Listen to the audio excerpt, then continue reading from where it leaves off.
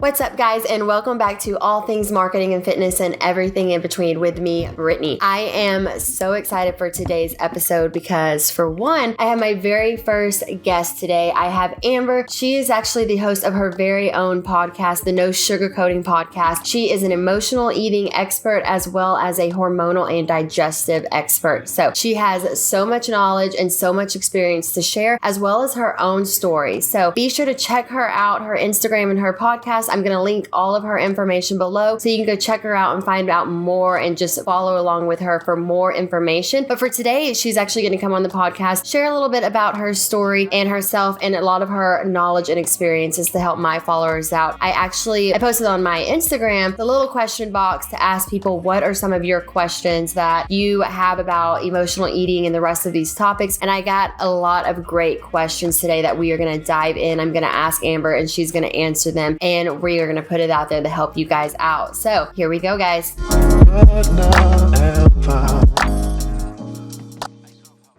Thank you for hopping on here today. I really do appreciate you taking the time to answer some questions and talk about eating habits and emotional eating and answering some questions that my followers have asked. Oh, of course. I'm honestly so grateful to be here and so happy that you reached out. Good. Well, great. Well, I just kind of want to jump right into it and first give you the opportunity to tell a little bit more about your story. I know you've shared that with me already, but I would love for you to tell my followers your past and kind of what you've gone through and how it led you to being to where you are today. Yeah, and thank you, so much for starting off with that. So, emotional eating, body image struggles, hormone and digestive issues. I know too well about all of those things. So for me, there's kind of a few key points in my journey that I think had a significant impact on my weight, my self-worth, the way that I viewed my body. And it really started when I was about 5 years old. And I was like this little excited girl. We had just moved out to the country. And so I had to start taking the school bus. And so it was my first day going on the bus, finishing up grade 1. And I was so excited because I'm like, I'm going to meet new people.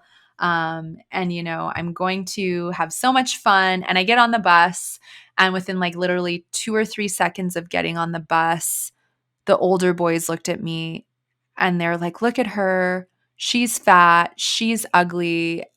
And I sunk inside. I took that on. I thought, these people are complete strangers. And if they're telling me this, it must be true. So then I took on this identity that I'm fat and ugly and that I'm unlovable and like no boy is ever going to love me. My dad has to because he's my dad. And, I really didn't trust guys. I didn't want to have friends as guys because I had this fear of being judged and hurt by them. I started dieting, around the age of 10 or 11. I started reading magazines and saw these really thin models. I had no idea about photoshopping or like any of that kind of stuff and just assumed like this is how you need to look to be loved, to be popular, successful, make a lot of money. And I really took that on.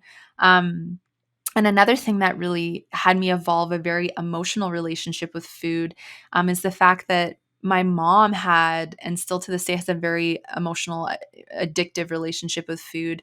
And I think part of that was because she was diagnosed with multiple sclerosis before I was born. And she really had a lot of fear around her diagnosis and felt limited in some of the activities we could do together. And so for her, a way for us to compensate was to buy me whatever food I wanted, and we'd eat together, and we'd go through the drive-thru and we'd get candy and baked goods and go have fast food. And so there was never any awareness around like quantities. I could always eat as much as I want.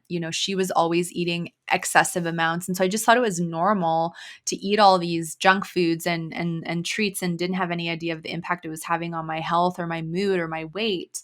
And so, chronically dieting through my teens, and then moving away from home and being on my own, I ate like garbage. I was out at the bar all the time, drinking lots of alcohol, and I started to develop gut issues, but I just didn't care. I was like, I like these foods. I'm not going to stop eating them. And that's how resistant I was to taking care of my health.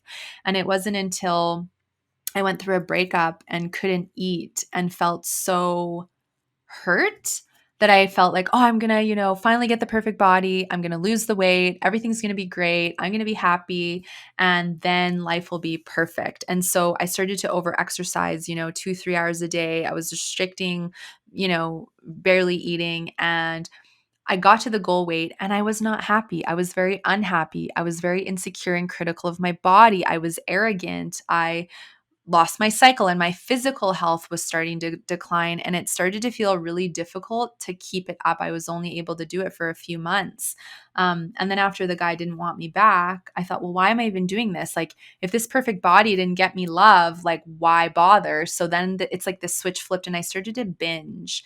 And for me, binging was like, eating until I was so full that I felt sick. And I would go and spend my days off from my retail job at the time, like buying 6 cupcakes and eating them, and buying a full sub and eating it, and eating a whole pizza, and, eating like half of a container of ice cream or a pint of ice cream, and, multiple chocolate bars. Or I'd go to the store and buy, like, fill up my whole, like, little basket with food. And I'd try to justify it by going to the organic store because, oh, it's organic, so it's not as bad. But it doesn't matter what kind of food it is when we're shoving that much into our body and to shove our emotions down.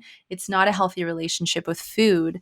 And so when this happened, I gained about 50 to 60 pounds in 4 months. And it was so, oh, even when I think about it, I just get sad because I felt so devastated, embarrassed, alone. I started to really isolate. I didn't go out. I didn't date. I didn't want my friends to see me because I knew, for fear they would judge me or notice I had gained a lot of weight. Even I had comments from some of the guys that I had dated when I was thin.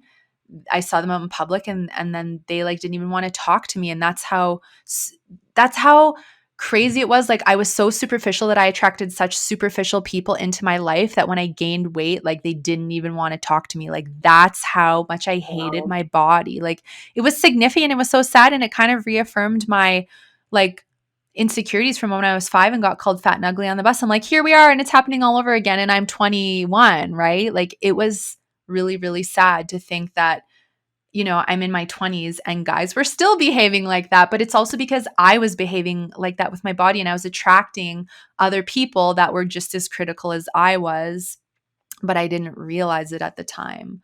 Um, and really, for me, I hated my body. I hated everything that was happening. I hated and loved food at the same time. I was obsessing about my weight.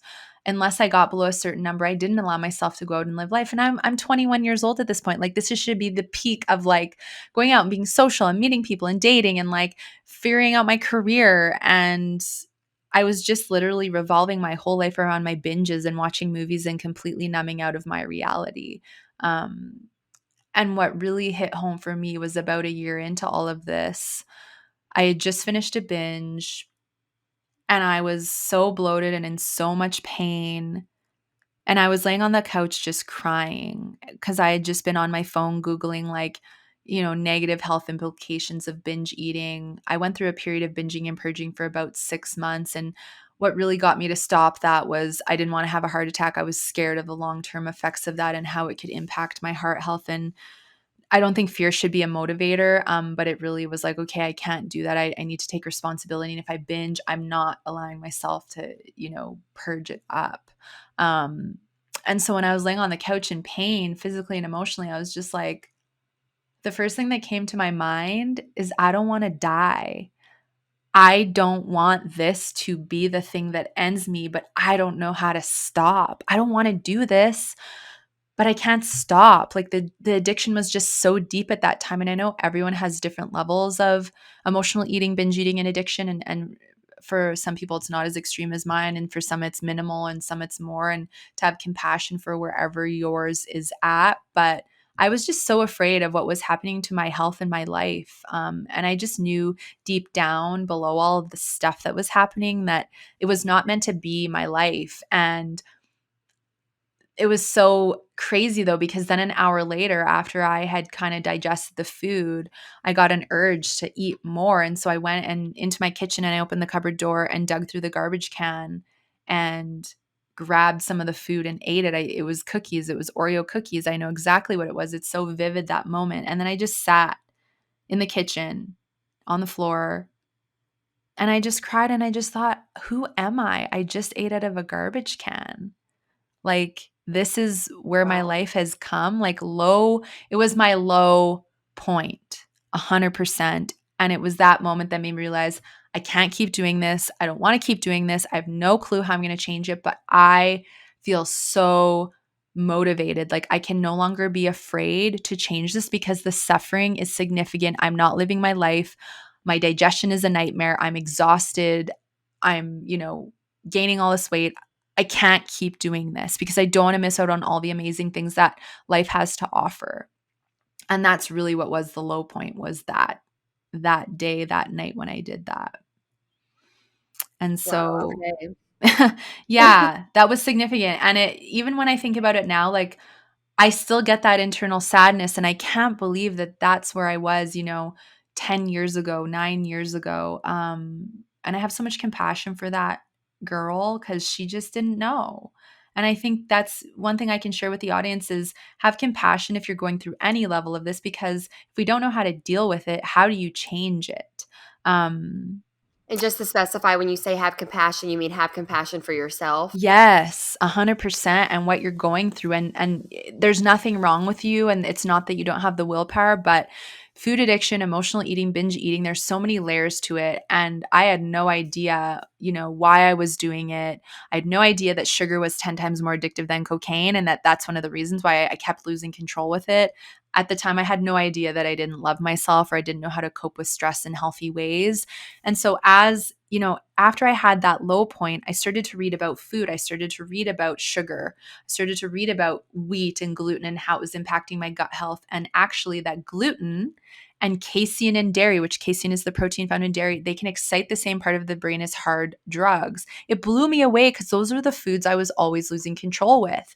So once I started to learn more about the impacts of food on my physical body and how it impacted my mood, my gut health, my energy levels, my sleep, it started to fascinate me that it was all so connected, and it fueled me and it lit me up.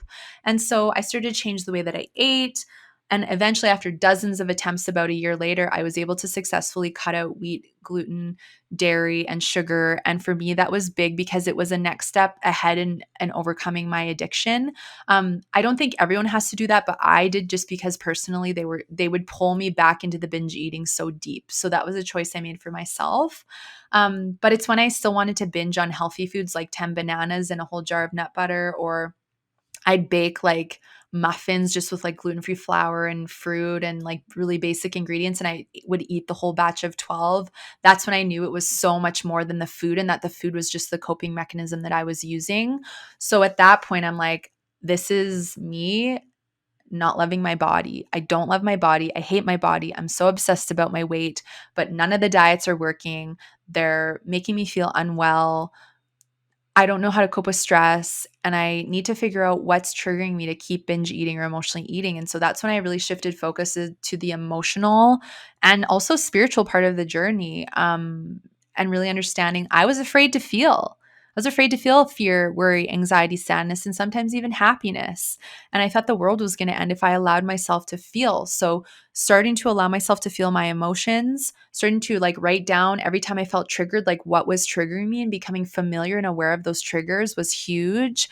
Being aware of certain people that would fuel my self sabotage. So I started to limit, time with certain people that were unhealthy, that I needed enough sleep, I needed to drink enough water, and that I needed time to do self care to deal with my stress, because I had no idea how to deal with that either.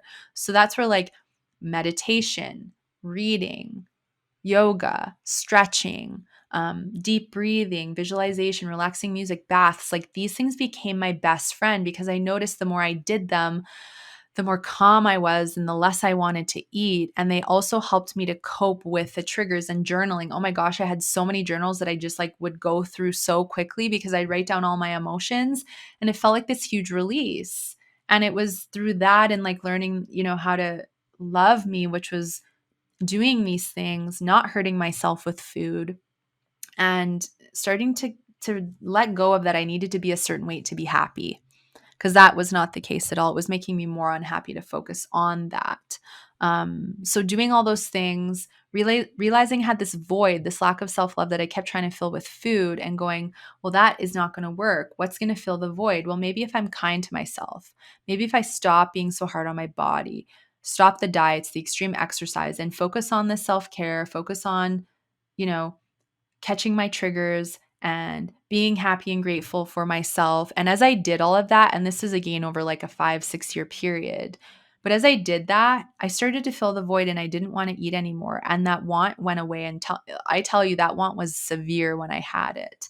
And the sugar cravings went away. And my digestion started to feel better and I started to feel more confident. And what's so fascinating about it all is when I really focus on loving myself and taking care of my body and balancing my hormones and digestion, the protection or the weight that I was hanging on to, because I really feel like we hang on to weight as a means of protection when our bodies are stressed and don't feel safe for many reasons.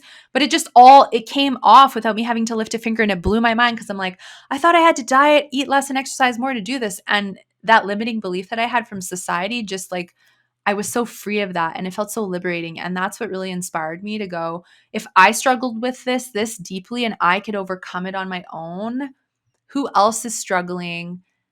And I want to help these women. And that's what really inspired me to become a certified holistic nutritional consultant, but become an expert with the emotional eating, the gut health, the hormones, the self-love, and the body image and the weight, because there is a stat that 90% of the female population in North America is or has struggled with some form of body image issues or emotional relationship with food, whether it's binge eating, emotional eating, some form of eating disorder. And that is an epidemic. That is way too many women. And so that is what really inspired me to start my business and coach women all over the world who are struggling with these very things, whether it's all of them or just a couple of them. And here we are 7 years later. I've had my business for 7 years, and now here we are on this podcast, and I'm sharing my story. And I'm so grateful, because if you would have asked me 10 years ago where I'd be today, I would never have said in this field, doing this stuff, helping other people. Like, never would have imagined it. Well, yeah, I agree. That's so amazing. And I mean, just hearing your story and what you've gone through and how you've learned and grown from that is really so inspiring. So again, thank you so much for sharing that. And I just, as you were telling the story, I just kind of kept getting stuck on, this started when you were 5 years old. Mm-hmm. That's Yeah. such a young age. And I mean, I have a young niece who just turned a year old a couple months ago. And I'm just thinking, like, oh my gosh, in a few years, could she feel this way? Like, that's such a young age to experience that and identify that as well. So thank you again for sharing that. I did have a couple of questions. So you Yeah. said that you identified your kind of breaking moment was whenever you went to go get those Oreos out of the garbage can. And Mm-hmm. that was your breaking moment that you just realized, what am I doing? Who am I? So, what are other ways that maybe other women can identify this before they get to that point? Yeah, so there's a couple answers to this question. And what really dictates the difference is our mindset. I believe, and this is just my opinion. So for me, the reason that I had to get to that point is because the fear of making the change was so big and so debilitating, because I thought, who am I going to be without food? I felt like at the time food was my best friend. And so I kept putting it off and putting it off. And then I hit this low point because I was so afraid of making changes or of trying something different and of not having food as a coping tool, that I just kept suffering. But then the suffering got so big that it like motivated me to change, because I didn't want to see what was going to happen if I kept tempting fate. So part of it is, for women who have been struggling with something like this, whether short-term or long-term, if you let fear keep calling the shots for you, not a lot changes. And so I always say everything we want is on the other side of the fear. So we can have fear, that's totally normal. But if we can have fear and acknowledge it and go, I'm scared, but I'm still going to reach out for help, or I'm still going to take actions or do something about this, and I'm just going to take it one step at a time. Because when we take it one step at a time, the fear subsides, we start to feel better, we gain momentum and heal. But when we have fear And then we get put in a scenario, whether it's, you're working with someone and you feel judged, you feel forced, they're telling you what to do, and it's making you feel very uncomfortable. That will often fuel the fear and keep you stuck or trigger you or make it worse. And I say that because I went to a psychologist once and I felt very judged. And she essentially was just like, Amber, you just need to stop going to the store to buy the food and you need to love myself. And it was like, you don't get this at all. So I know I'm going off on a bit of a side tangent, but I just think it's so important that women get support with this, especially if they've been struggling with it for years or decades, because the quick fix diet, exercise mentality is not going to work to help you address this. Like, it's so much deeper. Like, diets don't help you understand what's triggering you to emotionally eat. Diets don't help you build self-worth. Diets don't help you identify your hormone and digestive issues. For women who are not at this low point and for preventative, I think it's so important to start to ask yourself a very, very valuable question before you reach for food, which is, am I actually physically hungry or is this emotional? Because emotional eating is any reason to eat for any reason other than for physical nourishment. We are truly meant to eat to fuel our bodies, to support our health, our nutrients, our energy levels, all of our bodily functions.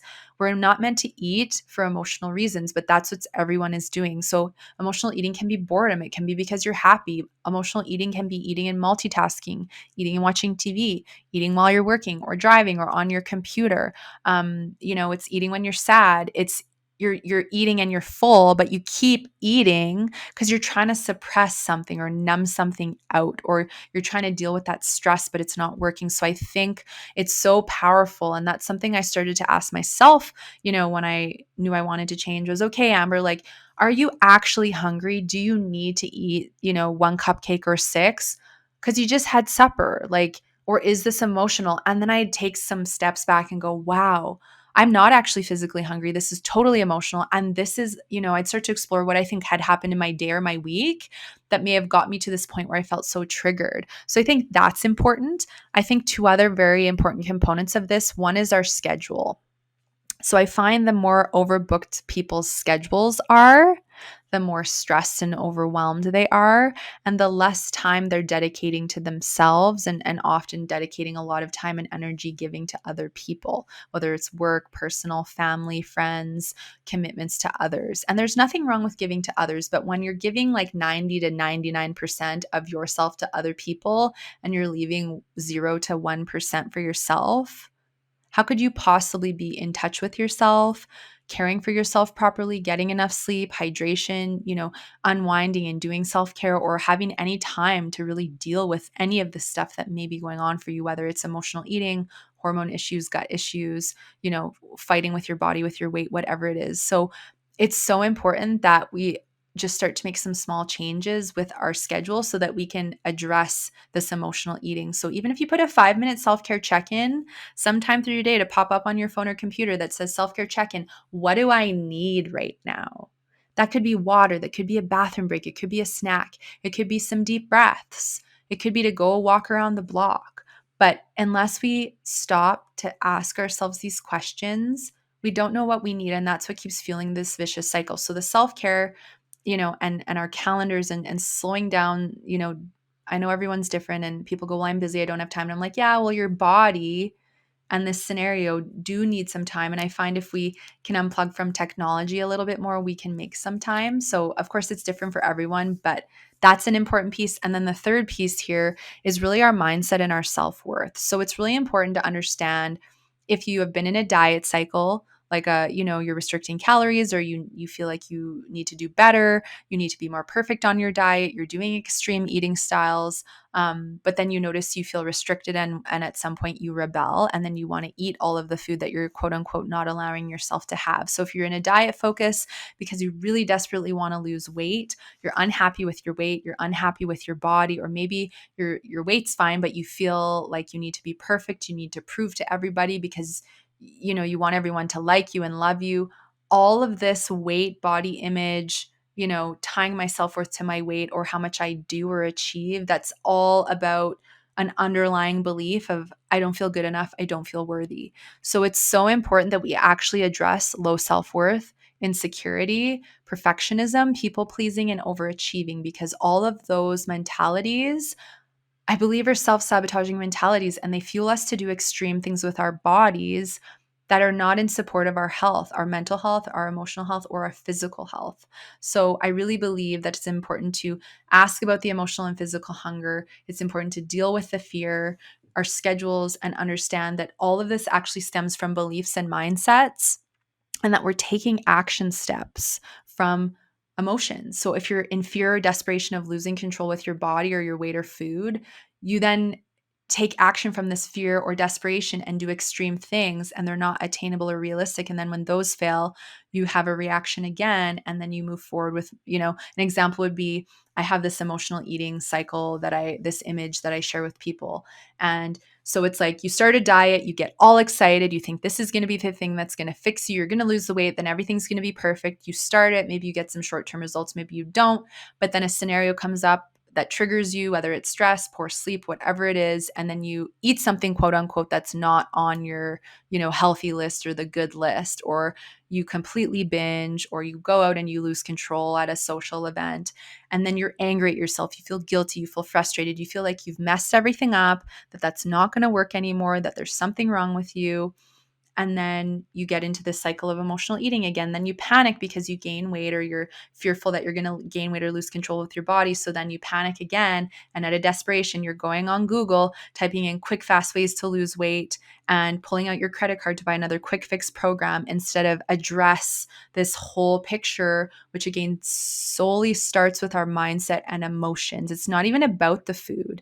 It's that we're using food as our means of self-sabotage, just like people smoke or do alcohol or drugs or shop. Like there's many means of addiction or self-sabotage, or, coping in unhealthy ways that aren't food, but it's just that most people are using food. So I hope that helps to answer that question. There's many answers to that one. No, it does, absolutely. Thank you so much for that. There's a lot of Yeah. great information in there. And I know you spoke a little bit about these fad diets and stuff, and kind of your thoughts on them, which I would love for you to just kind of give a little overview more about your thoughts on diets and stuff. But also, what are some other coping mechanisms? I know you mentioned a couple of things, such as, what am I really craving right now? Is it food? So some tips that I've always heard are, before you go grab that food, really evaluate it. Just have some water. Take a full cup of water and drink it, and then decide if you're still hungry. So what are some other ways that you could suggest for people to do to really kind of deter that immediate thought of like, oh, I'm just going to go get food? What are some other distractions they can do in place of that? This is kind of a double-edged sword question, Okay. because and I totally hear what you're saying, and sometimes we do have to start with distraction to break a habit. But this is what happens with emotional eating. We do it repetitively over and over and over again. We actually create a pattern in our brain. So, if you're the kind of person who finds you have a really busy day, and then you're coming home and having dinner, and then you're snacking after dinner, and that's your vulnerable emotional eating time, if you're repeating that pattern multiple times a week, every couple of weeks, or it's pretty consistent, even if you don't want to emotionally eat, which nobody does, but that pattern's going to light up in your brain and go, it's time for you to do this. So that's where, yes, we can do the water, get out for a walk, get out of the kitchen, get out of wherever the food is. I think that's the first step, is try to get out of where the food is. If it's a social outing that is largely revolving around food, you can get outside or excuse yourself to the washroom. But I just think it's so important to get the food out of your sight, because the visual is such a massive emotional eating trigger. So that's one way, is to remove yourself and then go, why do I need that? Do I need that? Or what else do I need? Distraction is one thing, but I think at the end of the day, it's so important to understand, why do I want this? What is triggering me? So one thing I'll often encourage people to do is to start to write down different things that they think are triggering them. So is it lack of sleep? Is it dehydration? Is it stress, overwhelm? Is it eating? You always associate eating and watching TV. And why? Because we can distract ourselves, which is fine, but the distraction doesn't allow us to ask questions of like, why do I want to do this? Where is this trigger coming from? You know, why do I want to go and have the food? So you can distract first, and then pull yourself away from it and go and ask those questions. But I think it's so important that if we really want to overcome this, we have to start asking questions and reflect, as well as doing things like drinking the water or make your favorite cup of tea. Grab a book, grab your journal, go, get out of the house. Weather permitting, of course, because I know that winter's still happening in some places. But we need to build a deeper level of awareness, and asking the questions helps us to do that. I think it's just so important to differentiate the two, because distraction is one thing, but it doesn't actually help us overcome and fill the void, if that makes sense. It absolutely does. Yes. Yeah. And thank you for breaking that down, because I think a Yeah. lot of people do sometimes just look for that distraction. Myself too, if I ever get in those different feelings, it's more, let me go take a walk, let me just get away from it. So it's good to know how to break that down and how to identify and be aware and ask the correct questions. So Yeah, and I think sometimes we do have to get away from it first to clear our heads, right? So that we have mental space to even think about it, because say you've had a really busy day and you get home and it's like, "Oh my gosh, now I have to think about what's triggering me to emotionally eat." Like, I'm just going to eat. So it's like you said, getting out for that walk, great, you can clear your head. Getting in the bath or the shower, or like again being away from the food, having that time to clear your head can help you be, I guess, more willing and open to explore that instead of feeling resistant and then just going to do it. right. And then with that, on being able to identify why you're emotional eating. So I know a lot of times people going through college, or maybe they're going through a job change, or just have a high stress job, or maybe they went through a breakup like you did. How would you suggest people to pull back from that and actually ask, where is this coming from? Well, I think it's so funny. I think there's also a couple, different scenarios with that question. Number one, you may not even realize what's created all this for you until you actually get support and help to identify it. Because I've had a lot of women who've come to me, and it hasn't been until we start, step by step, baby steps, exploring their emotions in their past and what's been going on for them as to where it started and why. Um, but yeah, I think it's important to reflect and go, when you were a child, did your parents judge you and call you fat or call you names or put you on diets at a young age? Were your parents putting themselves down? Like, I know my mom, like, she would always talk about how she hated her body because she's very overweight. And she'd say, I hate my body, I hate myself. And like, and it's not her fault, but that's like the female role model I had to grow up with, was this woman who I love so dearly, who is so lost with her, diagnosis, though, who has no love for herself and has no idea how to take care of herself. And so it was really hard for me to know how to take care of myself because of that. And it's innocent and there's no blame there. I have no hard feelings, but I think we learn a lot and take on a lot from the age of 0 to 7. Like, our subconscious mind is fully open. And so we're inheriting all these thoughts, beliefs, habits from our parents. And God love our parents, but if they haven't addressed their stuff, they can innocently pass it on to us. And it's so fascinating because I talk to so many women who say, yeah, my parents praised me when I was thin, and they shamed me if I gained weight, and they judged me, and they made comments, and that made me feel very insecure and unloved. And therefore I had to closet eat, or I had to hide the food, or I just felt like I had to diet, or I wasn't going to be loved. So those childhood experiences can really impact and shape the way we behave with our bodies and food up until, like, you know, when we're, senior citizens. Like, I've worked with women in their 70s who have had these things happen when they're 9 or 10. And it's so fascinating to see them unfortunately carry it with them their whole lives, but great to see them change it at that point. So I think whether it's from a young age, or it was a move or a job change or a breakup, or maybe you got sick, or, just something really, I know for some people it was abuse that happened, right? Or something very traumatic. Like, there could have been a serious trauma that happened that, had an impact. So I think, if you're trying to figure out what it was, but you have been spending so much time doing so and you can't figure it out, there may be more than one thing, and it may be some stuff from your current reality and stuff from the past. And that's when, I always say, if you're trying to figure it out and you can't, honestly, get some help with it, talk to a friend, you know, bring on somebody to really explore all of this with you, because I do find whilst we can have tips and read books and, have some interaction with other people, this is a very deep journey. There are many layers here. And to really learn how to understand where it's all coming from and why it's happening and why we're thinking the way we are and behaving the way we are with food and our bodies, we often do need some form of a deeper level of support in whatever means that feels resonant for each person, because everyone will go about it in a different way. Absolutely. And then going off of that, I know you've mentioned definitely several different negative experiences and stuff that could lead into people doing emotional eating. But why do these negative emotions lead into that feeling of emptiness and an emotional void? Why do people turn to food, do you believe, to try to fill that?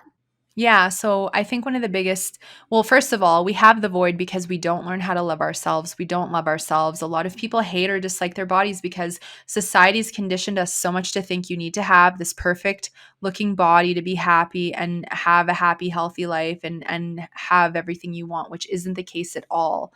So I think then people have this emptiness because their worth is without them. It's outside of them. They're validating or they're putting their entire worth on their external image, on the kind of car they drive, on their house, on how much money they have in the bank account. And whilst I'm all for abundance and nice things, that doesn't fill the void. Not, you can't go to the bottle and buy or go to the store and buy a bottle of self-love. That is something you have to go within and build over time.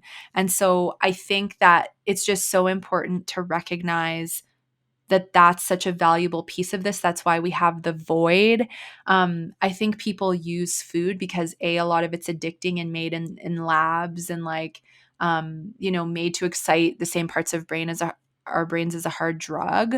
And so if we eat these foods and then it lights up the pleasure center of our brain and it gives us a high and we feel really good, we actually store that memory of that pleasure in our brain. There's a part of the brain called the hippocampus where we store these pleasure memories. There is, however, not a part of the brain where we store how poorly we feel after, how angry and frustrated we are at ourselves, how guilty we feel, how bloated we are. So that's another part of it that most people are not educated or aware of is this chemical reaction that the brain has and that we store the memory. So every time you get upset or have an experience happen, your brain goes to, oh, well, the last time you needed to feel good, you did that. And then we create this coping mechanism. We create this pattern.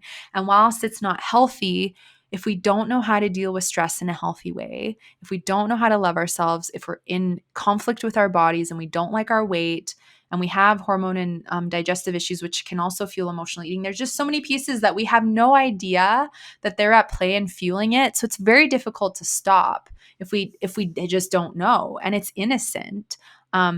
But I really think that the void is part of it, and then that we do this because we're unhappy with our lives, we're unhappy with our bodies, we're unhappy with all this external stuff going on in the world, and then we just go, I don't want to feel anything, so I'm going to just eat. Because what the eating does is it gives you that high, it numbs you from your reality, it distracts us temporarily. And I know for a lot of people they'll watch TV and eat, and so it's a double whammy. So it's like you're binge watching Netflix and eating, and it's like, this is great. Like, I know for me, I remember, and it almost like makes me want to cry because I would put on a movie and I'd grab my food and I would sit there and I'd be like, I wish that was my life. Like, I wish I was in this movie. Like, this is my opportunity to escape and not think about all the stuff that I'm struggling with. And I think so many people think that at some point in their life, like, I wish this TV show was my life, or I wish I could just be in this show, or, on Instagram, I wish I could just be that person. Their life looks so perfect. But again, every time we do that, we're escaping an opportunity to work on ourselves, to deal with what's actually going on, to work through our emotions and have healthy ways to cope. So the more we just keep doing that stuff and we stay in that cycle, the stronger the cycle gets, and it feels very difficult to stop. It's fully possible, but just like with anything, it's a habit. The more you do it, the stronger the habit gets. So, I think that's why, and I just don't think that we're taught to how to deal with our emotions. I think we live in a society where it's like, be tough, be strong, don't cry. Um, don't be vulnerable. It's scary to be vulnerable. I might get rejected. I don't want to be rejected. I don't want to get hurt. So people withhold a lot of emotions and suppress them in the body. And food is one of the easiest ways to do so. I also feel like, and you can tell me what you think about this, but I feel like food is like, it's acceptable to overeat. Like I remember, people bragging like, yeah, I ate 2 whole pizzas. Yeah, I ate a whole pint of ice cream, or like a whole 2-liter thing of ice cream. Yeah, I ate this much. Like, it's almost acceptable for people to brag about overeating. But then you have all these people who are like at home so embarrassed about it. But then I hear all these commercials of like, just go ahead, eat that whole pint of ice cream. And I'm like, why are people and ads encouraging emotional eating? Like, do you ever think that or feel that way? Like, it's just actually acceptable? Food is an acceptable form of self sabotage? Oh, I absolutely do, and I feel like I'm, working in a gym, I feel like a lot of Yeah. times you'll hear comments or even just scrolling through social media, you'll kinda see people post about, "Just ate this whole pizza by myself," or different things like that, and I do sometimes wonder, like, is that the healthiest thing? Did you need to eat all that, or was it more of emotional eating? And I think sometimes people look past that one little step of like, this isn't good. This might be coming from a Yeah. really negative place, but people have kind of almost glamorize, like, I can eat a whole pizza by myself, you know what I mean? Like, Yeah. it's become like a trend in a way, and Yeah. pizza's the topic because I actually yesterday saw this is actually what I saw somebody post, like, a before and after, and it was a piece of pizza or sorry, a whole pizza, and afterwards, it was, like, one little piece of crust, and they were like, done by yours truly or something. And that's because I was coming on this interview with you today, that kind of crossed my mind like, okay, like I'm thinking a little bit differently now. Like maybe they're posting that to kind of be funny or impress people, but Mhm. is there a deeper issue there? Yeah, and I love that you use the word glamorize because I think that hits the nail right on the head. And I mean, to me, like, it's so easy to get pulled into judgment and go, "Oh my gosh, like, why is that person doing that?" And so what I try to do is lovingly step back and get curious and go, yeah, what is going on for that person that they need to eat a whole pizza and post it on social media? Because let's face it, with the age of Instagram and all these social media apps, while they can be beneficial, think of how disconnected even more people are from their bodies, their minds, their awareness, and how they're yearning to get attention, likes, comments, followers from the strangers of the world. And if doing something like eating a pizza, or like I've seen one girl and she just takes videos of herself like binge eating on the video and like, so proud of it. And I'm going, how potentially hurt are you inside that you've had to go to these lengths where you're doing this to your body? You can't possibly feel good. And it's not my responsibility to like, make assumptions, but it just makes me curious, like, what is going on for you that you have to go to those lengths to get attention or to show what you're doing, you know?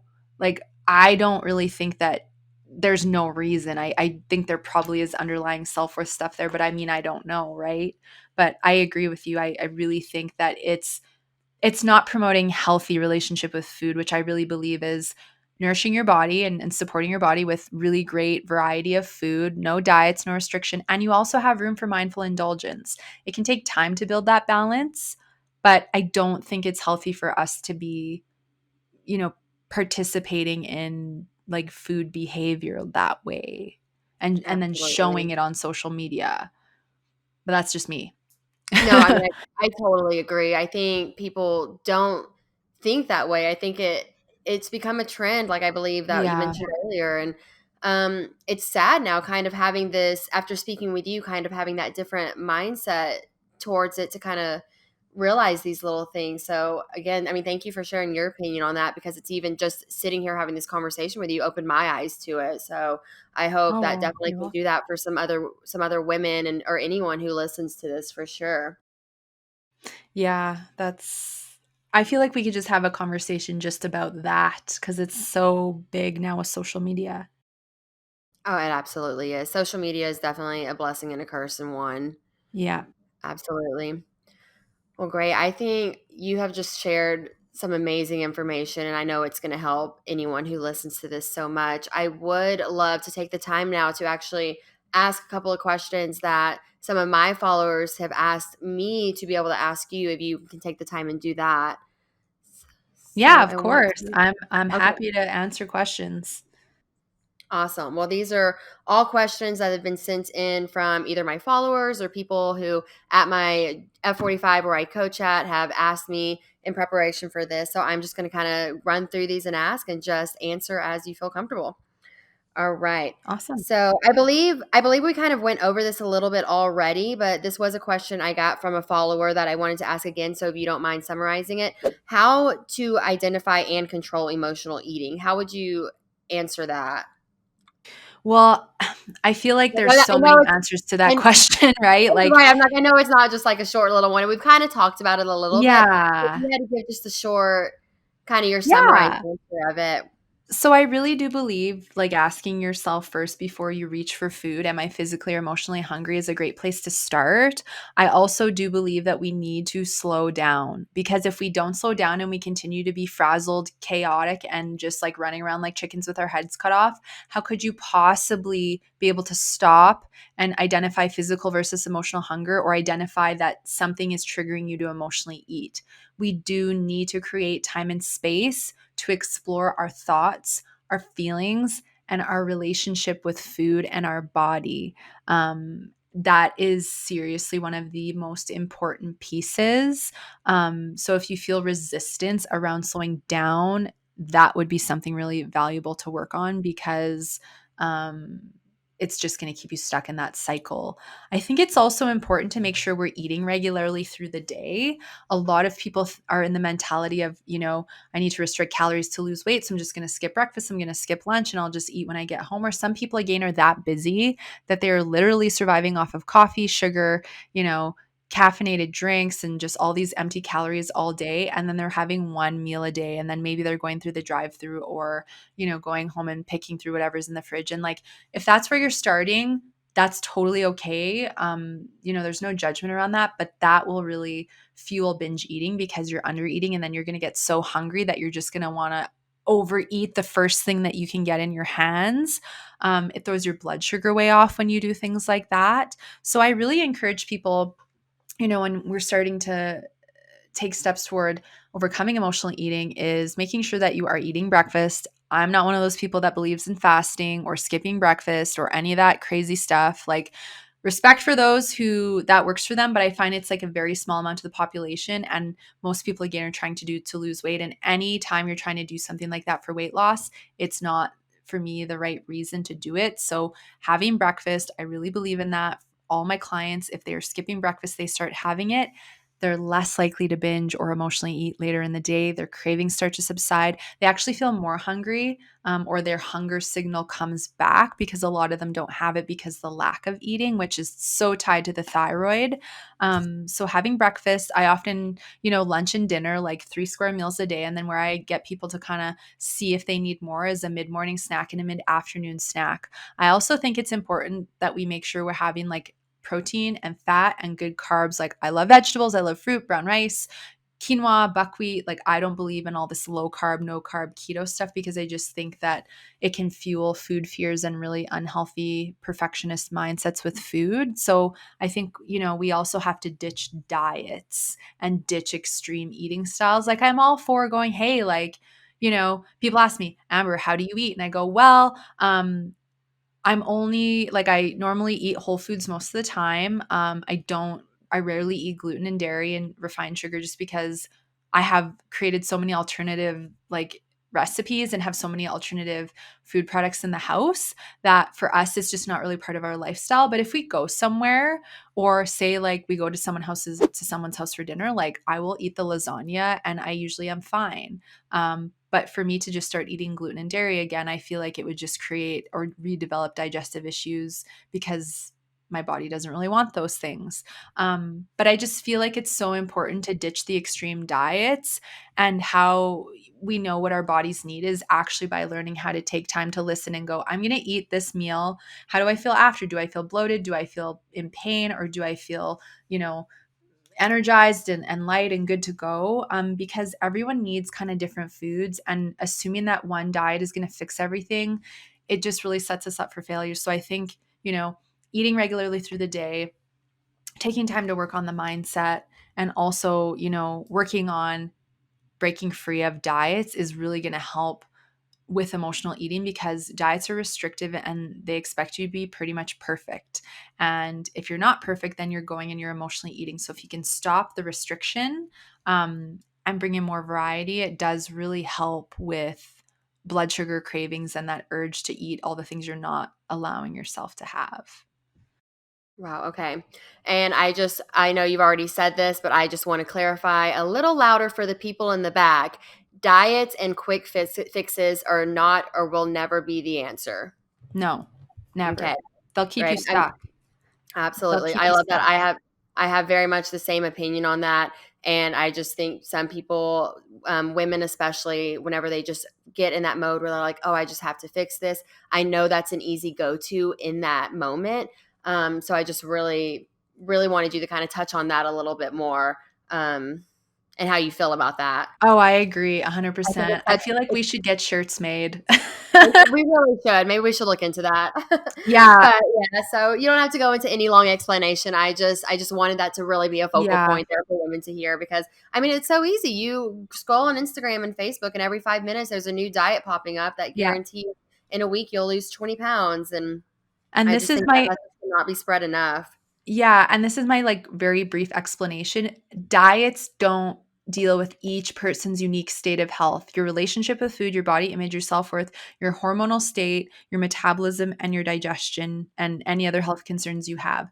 So how could if a diet can't do any of that, how could it possibly help you? So that's why I think it's so important that we recognize that the diet culture is irrelevant now, and that we actually become our own health advocates and do the digging and or get the help that we need to figure out what we need to give ourselves for food. Right. All right. Well, that was an amazing answer. I'm going to move on to the next question now that I got from a follower. People generally think eating disorders are all about wanting to be, in quote, skinny. However, most of the time, there are many psychological and biological happenings that can cause someone to restrict, binge, or purge. How can I convey what I want to people who don't take the mental and physical consequences of eating disorders seriously? Well, this is the thing. If you're not going through it, and or if you're not ready to deal with your stuff and you are going through it, it's very hard to be compassionate, understanding, or have any idea what someone who is struggling with those things are. Like for me, a lot of my friends did not understand binge eating or, the emotional eating or any of the destructive things I were doing to my body, because they were not doing it themselves. So when I at the end did open up a little bit, they kind of were like, "Oh, sorry, like we're glad you're better now." But it's just hard to understand, and I even know for when I talk to people about it that don't, they're just like, "Oh, well that's great, but like I don't really understand because I've never been through it." So sometimes I think the best thing to do is, pick people to talk to and open up to who you feel safe and that it's a judgment-free zone. But I think we have to eliminate our expectations that someone else is going to fully understand if they haven't been through it themselves. And that's where again, either, connecting with like-minded people on social media or getting support or both, or like if you have friends or a family member or somebody that understands you, that has been through it or just has a relatability factor, I just think that that's so helpful, because again, you can't expect somebody to understand if they haven't been through it themselves. Hopefully they can have compassion for you.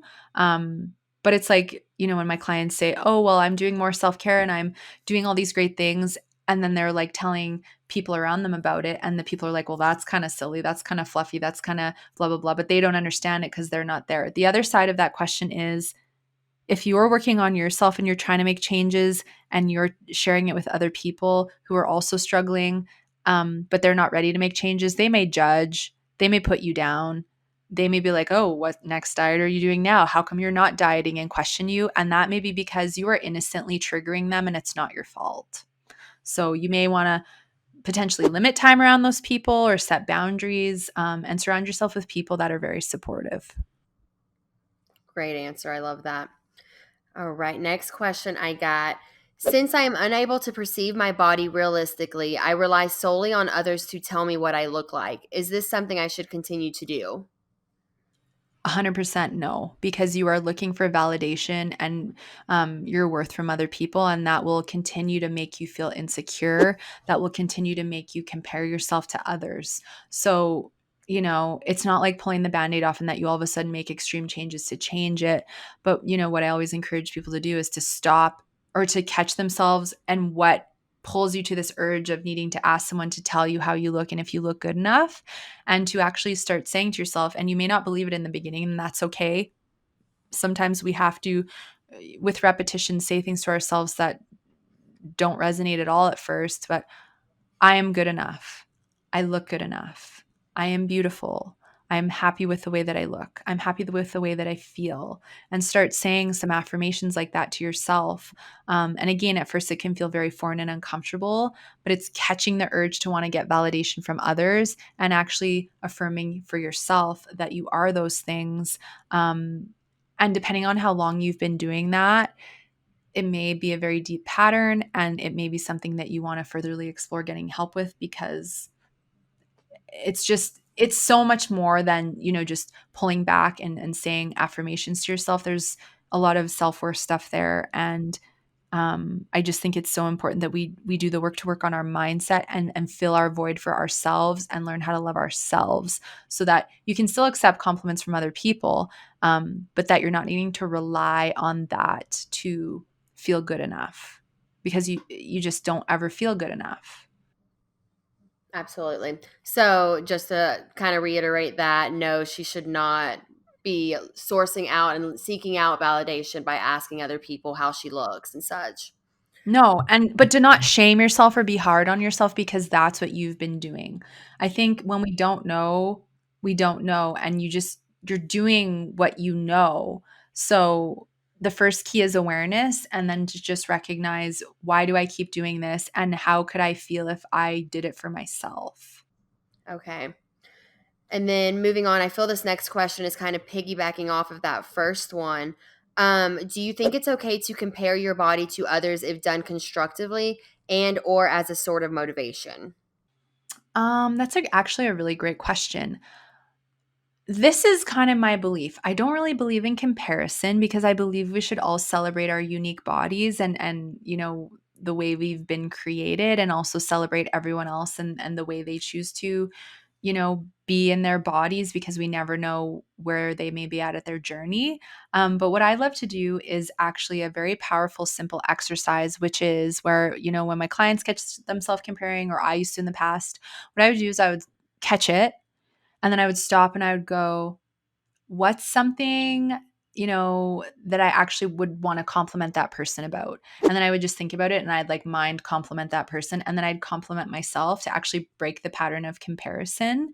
Um, I just don't think, looking at a picture and going, oh man, yeah, like look at her. I want to look like her. And that's going to motivate me in the gym. Like, why do you need to look like someone else? Like, what if that's not your body type? I always used to think, I want to have a six pack. I want to have really flat stomach. And even when I got to my thinnest, I still had a little bit of lower abdominal fat. And I'm like, why do I still have that? Like, I still don't have six pack, but don't really think it's natural for women, especially just with hormones. But B, it's just not my body type. Like I have a kind of body type that I have beautiful curves, but I'm always going to have that little bit of lower abdominal weight. And so for me to compare myself to someone else who like I have a friend, and her stomach's like super flat, but she carries more of it in her booty and in her thighs, right? And that there's different body types. And so I think we can almost set ourselves up for failure and self-sabotage if we're comparing to another body for motivation. Um, and instead, I would encourage you to go, okay, if you see someone and you like that, the way they look, it's like, okay, great. Like, what's something I like about them? What's something I like about me? And, you know, what's one, kind of self-care, or one thing I'm going to do to support my health today, to support my mind and my body in a healthy way, instead of going, oh, great, now I have this picture, and now I'm going to like, motivate myself to look a certain way. Like, I still think we should go inside and kind of ask some questions first. Absolutely. All right. Those are all really great answers to those. The next couple that I have are more specific to different things that people are putting in their diets or controlling different Mhm. cravings. So, I did get the question, how do you curb sugar cravings at night? Great question. So, making sure you're eating regularly through the day to keep your blood sugar balanced. Protein and fat are very important, as are complex carbs. So, I always make sure to encourage people to make sure they're having at least a fat with each meal. So, like whether it's fish or avocados or raw nuts and seeds, nut butters, coconut butter, coconut yogurt, drizzling a tablespoon of olive oil over your food after it's cooked. Fat and both proteins, so whether it's animal or plant based, depending on how you eat, they help. Fat and protein together help to burn more slowly and help keep your blood sugar balanced. And then when you throw in your fruit or your veggies or your grains or whatever, they also help you to break down the sugars in those carbohydrates more slowly, which keeps you more stable. So that's important. I also think it's important for us to manage our stress, because the more stressed we are through the day, the more likely we are to have blood sugar spikes and drops, and then be more apt to go to those sugar cravings later in the day. I also think it's important that we, drink enough water, because that can fuel sugar cravings. So I say 2 liters or 68 ounces, as a baseline to start. And then from there, depending on activity levels. And then also, I think it's important that we swap out aspartame and refined sugar, which is like white sugar, corn sugar, cane sugar, brown sugar, for more natural sweet options, because I often find the more people eat refined sugar, the bigger their cravings get. So that's where adding in things like honey, stevia, maple syrup, coconut sugar, erythritol or sugar alcohols, just depending on what you like. Monk fruit, they don't spike the blood sugar as much, and some of them don't at all. So if you can incorporate items that have that. And then the last thing is, have a piece of fruit with some nut butter, to see if that helps, because you're getting something naturally sweet that's full of nutrients, and the fat in the nut butter helps to break down the sugars more slowly, and again helps to balance the blood sugar. Oh, wow, those are a lot of great tips. I'm definitely going to take some of those and Oh, try them yay. out. And if all um, that doesn't work, then you probably have hormone or gut issues going on that need to be addressed, because there's usually other pieces there if it doesn't work. okay, great to know. Good information for sure. And then last question, I had somebody ask about really just like the specifics and benefits of apple cider vinegar. I know for a fact that this follower mentioned that they've been doing apple cider vinegar shots in the morning for a while now. And they Mhm. just want to be, I guess they're just more curious on the true benefits and if it's really helping them. Yeah, And I guess so it kind of one has of to the do with best. digestion as well. Yeah, and it's actually so great that I actually love this question. So I love apple cider vinegar. Don't necessarily love the taste, but it's really, really powerful. So um, I actually love to recommend it to my clients if they have heartburn or acid reflux, because it actually does help to naturally build up the stomach acid levels a little bit. So if you have heartburn or acid reflux, it's often a sign of low stomach acid, and for the odd person, too high. So that the apple cider vinegar does help to build it back up and help to reduce those symptoms. So I love it for that. It also is great for balancing your gut flora. So we have about 8 pounds and many, many, many, many different kinds of bacteria in our large intestine. And so there are certain properties of the apple cider vinegar that really help to kind of almost kill a little bit of that bacteria. So, and hence also for that reason, it's great for boosting your immune system as well. It's also good for blood sugar, which I absolutely love, and it helps to reduce insulin resistance, and or just like if you have already struggles with blood sugar, high blood sugar, or even low blood sugar, it can help to regulate that process in the body. So I really think that because it's so supportive to the gut health. And another like side benefit is it can improve the health of your skin. Again, like there's other roots to all these pieces, but those are some of my favorite reasons to use it. I know some people try to use it for weight loss, but I think all these other benefits are even more powerful. And I always say, try it, see if you like it. I'm also a really big believer in that if you try something and you hate the taste of it, even if it's quote unquote good for you, don't force yourself to take it in, because then you're like going, oh my gosh, now I'm dreading having to take my apple cider vinegar shot. Or for me, like it was seaweed and kelp, because it's really good for your thyroid. And so I was like, oh, I better do that every day. And I hate the taste of it. So I was literally doing a shot glass with water, cinnamon, and a tablespoon of this horrible seaweed. And I tried to shoot it back. And I just got to the point where I dreaded it so much that I'm like, why am I doing this? There's so many other ways that I could, help this. So, because you know how there's like certain food trends, I guess that's where I'm coming from. So if you like apple cider vinegar and it works for you, great. But like if you don't like kale, don't force yourself to eat it, kind of thing. Absolutely. Yes. I think that's great. I've even got caught in that before where I'm like, well, I'm doing it because it's healthy for me. And then I'm just like, it puts you in a bad place. And I agree. Like, Yeah. if you're not looking forward to it, you need to find a substitute for that. Yes, Well, exactly. awesome. Thank you for taking the time to answer those questions. I know my followers Of are going to course. love to be able to hear your answers and your advice on those. And then before we close out today, I just wanted to give you the chance to, is there anything else that for anyone that could potentially be going through emotional eating or binge eating or maybe going through some of these experiences that you've talked about today, what is something that you would leave them with on a positive note? Mhm. You're not alone. There's absolutely no reason for you to feel ashamed, embarrassed, or like there's something wrong with you, because there's not. And the first step is realizing that you are doing it or experiencing it. And that level of awareness is so powerful, because from there, with that awareness, you can decide if and when you want to do something about it. And I think that's so powerful when we can realize what we're doing, and that um, we're not it's not something that we want to keep doing. So then we can listen to podcasts, and we can, you know, watch videos or reach out for help or follow certain people or do whatever that is. And I just always want people to know that. And also, it is fully possible to deal with it, to work through it, and to gain freedom from it. If I can do it, you can do it. Anybody can really do it. It's just about feeling ready and, having your courage to want to make the changes. Absolutely. I love that so much. Well, Amber, again, thank you so much for just taking the time to sit here and share all your knowledge today and answer these questions. I want to give you a chance also to put all of your information, your Instagram, your podcast and stuff, if you want to speak over that. And then I'll link it, of course, in all my footnotes and everything for my followers to be able to find you so they can continue to learn and gain this knowledge from you. But yeah, please just let everybody know where they can find you.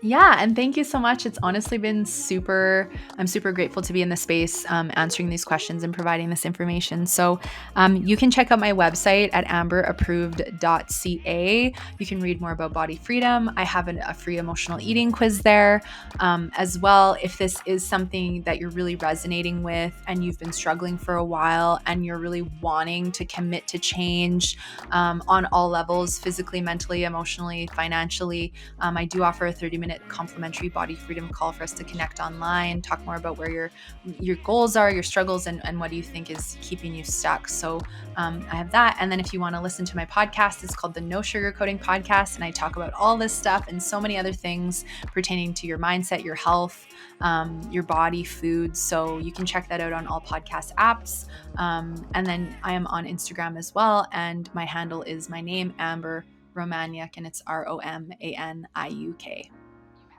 Okay, awesome. And again, I'll be sure to link all that below. So if you're listening to this, go check out the footnotes, give Amber a follow. And yeah, thank you so much, Amber. I appreciate it so much. This has been great. Well, thank you for having me. Absolutely. Bye, girl.